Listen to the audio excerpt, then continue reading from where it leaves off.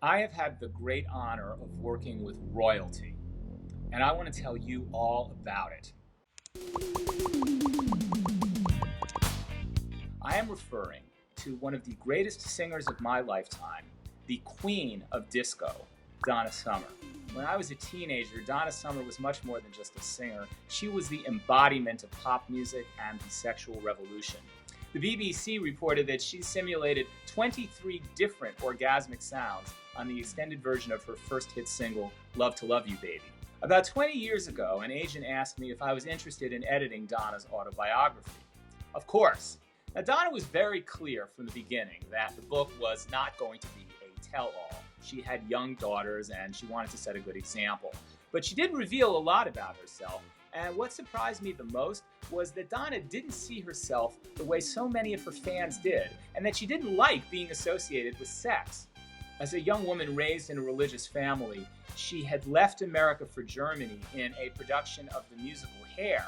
And while she was there, she recorded the song with all of those orgasmic sounds, and then she returned to America to a persona that she had never intended for herself. She was an actress, and she was asked to play the role of the sexy disco diva, so that's what she did. She took the part, even though she lost so much control of her life by doing it that at one point she was so low that she actually thought of jumping out of a hotel window.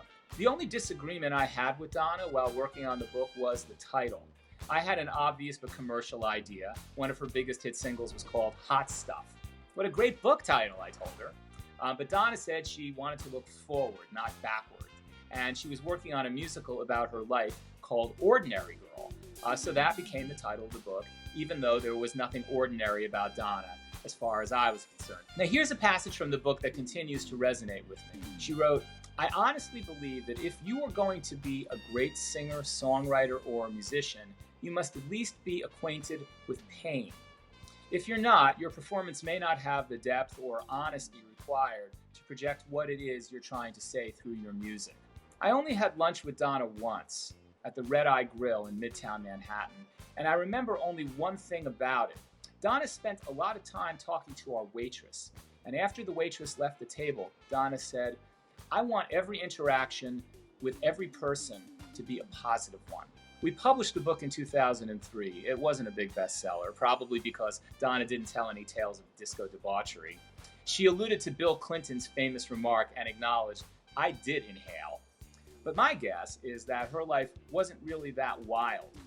The Donna Summer I knew was comfortable in her own skin, but she was still playing a part. She wished there wasn't so much pressure on women to look thin on stage.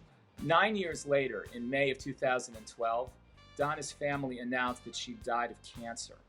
She was 63 years old. She hadn't shared her condition with the public, so the news was shocking. I hadn't spoken to her in years, though she did once send me some cookies for the holidays. I thought of her comment at the Red Eye Grill about how she'd wanted every encounter to be a positive one, and I realized that she'd lived up to that standard with me. I have only happy memories of working with her.